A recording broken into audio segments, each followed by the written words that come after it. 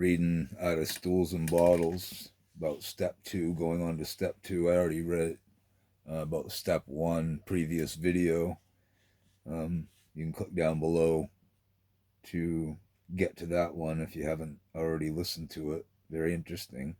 And these readings, they're directed at Alcoholics Anonymous program, but that Alcoholics Anonymous program, I've done it a long time in my life, and it can be used for any person and any problem, not just alcohol. So with that in mind, let's go on to step 2 in Alcoholics Anonymous. Came to believe that a power greater than ourselves, in step 2 in Alcoholics Anonymous, as well as how it relates to this three-legged stool that this book is about. Came to believe that a power greater than ourselves could restore us to sanity. Step 2 represents the second leg of our recovery stool, which is still incomplete, but will stand if propped against something more powerful and stable than itself. Newcomers in AA, like the stool, need something more dependable to lean upon than the false promises of alcohol. Like the diabetic who must use insulin or die, we look to some power greater than ourselves for correction of our absurd drinking behavior. Remember how often it bordered upon outright acts of drunken insanity. Having reached this crisis in our lives, we will benefit from a frank admission of our need for help from a higher power. Either that or keep on drinking, keep on using. Shall we let vanity and reservation spoil this last chance to live sanely and soberly? Why continue to head the world's long list of prize suckers?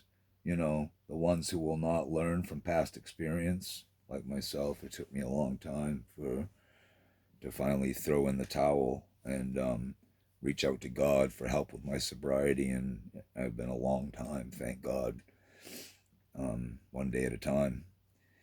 Alcoholics consistently excel in making mistakes but refuse to profit from them. Like the stupid workmen in the story, they always come out on the short end of life's bounties. This fellow got a new job in a sawmill. The foreman took him to a buzzsaw and explained its operation. Then, after warning him it was dangerous, he sauntered off. Now alone, the workman, fascinated by the whirling contraption, reached an experimental finger toward it. A second later, the finger was cut off. The poor workman let out a cry of pain, and the foreman came rushing up. "What happened?" he cried. "Your darn saw cut off my finger," gasped the workman. "What in thunder did you do wrong?" asked the foreman. "Danged if I know," said the workman. "I just touched it like this. Ouch, there goes another finger." It is easy to laugh at the lumberjack and keep right on feeding our own fingers into the alcoholic buzzsaw. Some of us get our heads into the saw as well, allowing insanity to end all hopes for future freedom or happiness.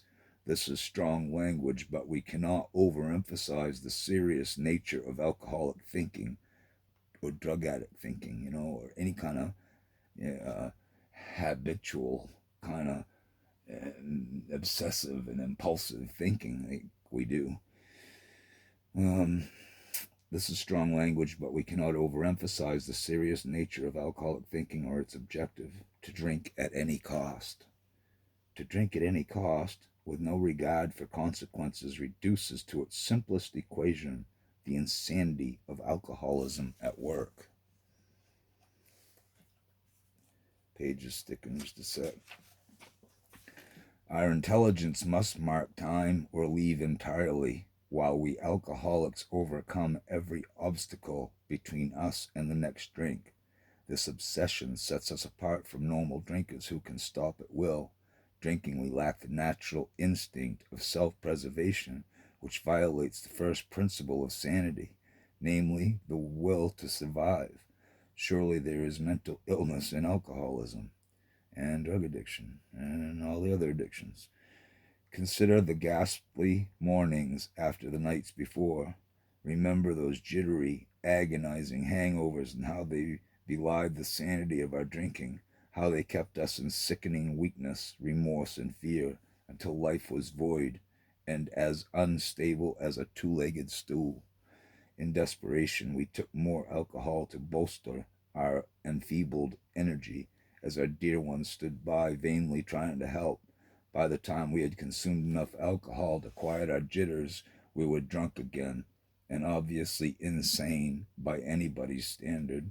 Sick and distraught, we phoned for more liquor or traveled to a barroom and in tragic compulsion continued to drink on energy and money we did not possess.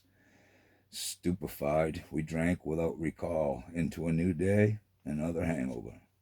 Among the symptoms of our mental illness are such things as that first drink which starts a new binge, unpredictable behavior, deep resentments, drinking for spite, lack of self criticism, and emotional instability. Add to this list our other mental quirks, and we find additional symptoms of our mental illness.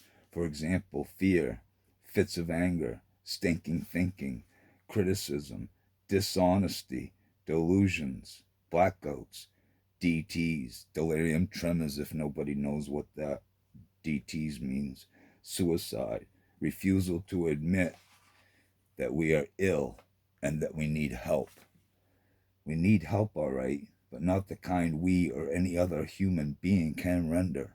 The second leg of our recovery stool is suggested by step 2. It is help from a power greater than ourselves to restore us to sanity. As you can see, we need, people taking, drinking and drugging and any kind of abusing anything or anybody to that level fits the description of insanity. Doing the same thing, expecting different results over and over and over. Back to reading. Suggestions for this help are taken from a basic law of recovery. It does not fail those who sincerely use it. Having failed with our own power, perhaps we can regain our sanity from faith in a higher power. Don't let that term scare people. I hear other people in churches say things bash us because we call it a higher power. You know, I don't think God minds being called higher power. 357 if you have to, whatever. I'm speaking of the old 357 engine. But anyway, oh, I'm going to start back at we need help, all right, but not the kind we or any other human being can render. The second leg of our recovery stool is suggested by step 2. It is help from a power greater than ourselves to restore us to sanity. Suggestions for this help are taken from a basic law of recovery, one of the basic principles of life, It does not fail those who sincerely use it. Having failed with our own power, perhaps we can regain our sanity from faith in a higher power. Others have done it. Millions. I myself. So anybody out there struggling, you can too.